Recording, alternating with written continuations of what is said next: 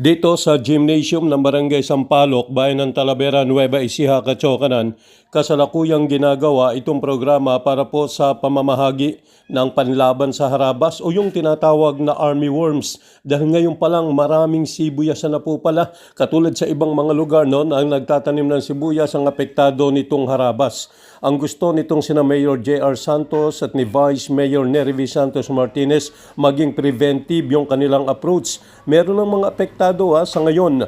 So ito po ay preventive approach. Ito po ay isang teknolohiya mga kachokanan na naglalayong maengganyo yung mga harabas na pumasok dito sa kanilang lure. No? At dahil po dito mga kachokanan ay hindi na sila makakapag-propagate, hindi na sila dadami. Pakinggan po natin.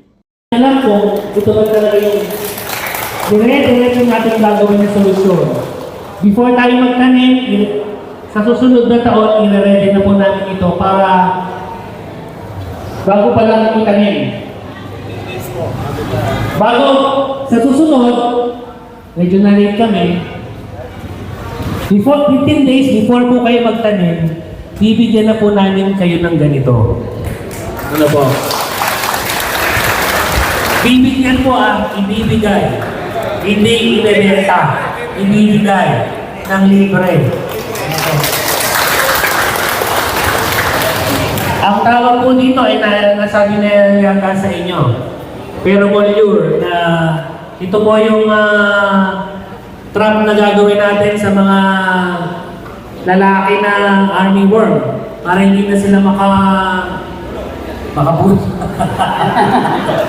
Para hindi na dumami. Alam ng mga lalaki, alam ng mga lalaki. Hanggang maubos na sila nung ini-spray ninyo. Kasi mag-i-spray kayo, mamatay yung ilan. Magbubuntis naman yung marami, mas maraming anak. Hindi natin maubos. Di po ba? Pag in-spray nyo na, bakit hindi tinatablan yata? Pero nung pala, marami silang naipoproduce pa.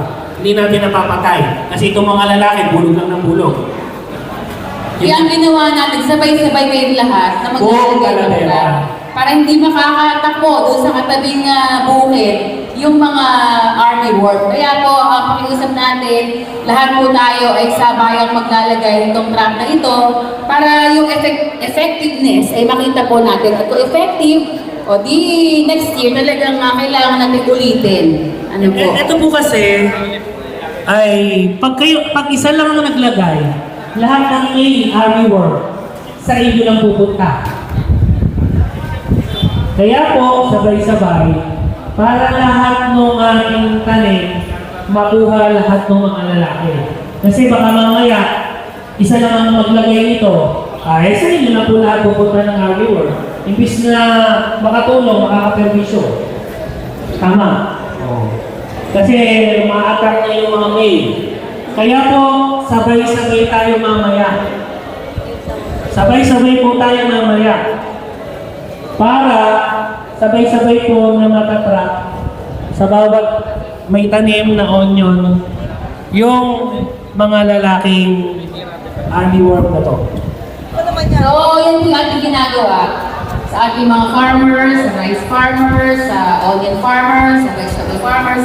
Lahat po ng mga pwedeng maitulong natin para masiguradong tumaas yung ating kita at bumaba yung gastos ay ginagawa po natin. Kasi alam naman po natin na kayo ang yaman ng ating bayan, di ba? Kayo ang nagbibigay ng pagkain sa mesa ng bawat pamilyang Talaveranyo at kayo ang bumubuo sa halos 80% ng ating bayan, yung ating mga farmers sa bayan ng Talavera. Kaya asahan niyo po na kami mayor ay tuloy-tuloy na mag-iisip kung paano mas makakatulong sa inyong mga bukid, gulay, sibuyas, palay para mapataas po yung ating kita.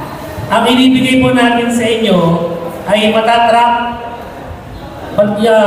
pang 400 hectares. Kasi ang sabi, 300 plus hectares yung nagtanim sa buong bayan ng Talavera. Kayo po yun.